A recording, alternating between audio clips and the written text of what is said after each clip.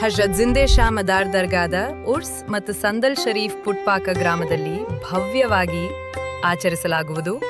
ಗುರುಮಟ್ಕಲ್ ತಾಲೂಕಿನ ಪುಟ್ಪಾಕ ಗ್ರಾಮದಲ್ಲಿ ನೆಲೆಸಿರುವ ಪ್ರಸಿದ್ಧ ಸೂಫಿ ಸಂತ ಹಜರತ್ ಜಿಂದೆ ಶಾ ಮದಾರ್ ಅವರ ಮಜಾರ್ ದರ್ಗಾದಲ್ಲಿ ವಾರ್ಷಿಕ ಉರ್ಸ್ ಹಾಗೂ ಸಂದಲ್ ಶರೀಫ್ ಕಾರ್ಯಕ್ರಮವನ್ನು ಭಕ್ತಿ ಭಾವದಿಂದ ಭವ್ಯವಾಗಿ ಆಚರಿಸಲು ಸಿದ್ಧತೆಗಳು ಪೂರ್ಣಗೊಂಡಿವೆ.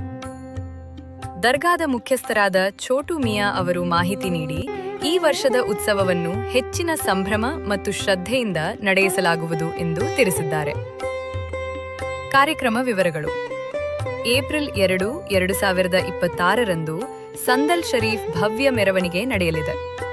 ಏಪ್ರಿಲ್ 3, 2026ರಂದು ಉರ್ಸ್ ಮುಬಾರಕ್ ಆಚರಣೆ ಜರುಗಲಿದೆ. ಈ ಶುಭ ಸಂದರ್ಭದಲ್ಲಿ ಹೆಚ್ಚಿನ ಸಂಖ್ಯೆಯಲ್ಲಿ ಭಕ್ತರು ಹಾಗೂ ಆಧ್ಯಾತ್ಮಿಕ ಪ್ರೇಮಿಗಳು ಆಗಮಿಸಿ ದರ್ಗಾದ ದರ್ಶನ ಪಡೆದು ಆಶೀರ್ವಾದ ಪಡೆಯುವಂತೆ ಮುತವಲ್ಲಿಗಳು ಮನವಿ ಮಾಡಿದ್ದಾರೆ. ಅಗತ್ಯ ಸಿದ್ಧತೆಗಳನ್ನು ಕೈಗೊಳ್ಳಲಾಗಿದ್ದು, ಈ ಸಂದರ್ಭದಲ್ಲಿ ಅಬ್ದುಲ್ ಖಾದರ್ ಹಾಗೂ ಹಫೀಜ್ ಸಾಹೇಬ್ ಉಪಸ್ಥಿತರಿದ್ದರು. ಇಂತಹ ಮತ್ತಷ್ಟು ನ್ಯೂಸ್ ಅಪ್ಡೇಟ್ಸ್ಗಳಿಗಾಗಿ ನಮ್ಮ ಚಾನೆಲ್ ಸಬ್ಸ್ಕ್ರೈಬ್ ಮಾಡಿ, ವಿಡಿಯೋಗೆ ಲೈಕ್ ಮಾಡಿ. अस्सलाम वालेकुम रहमतुल्लाहि व बरकातहू। मैं अब्दुल खादर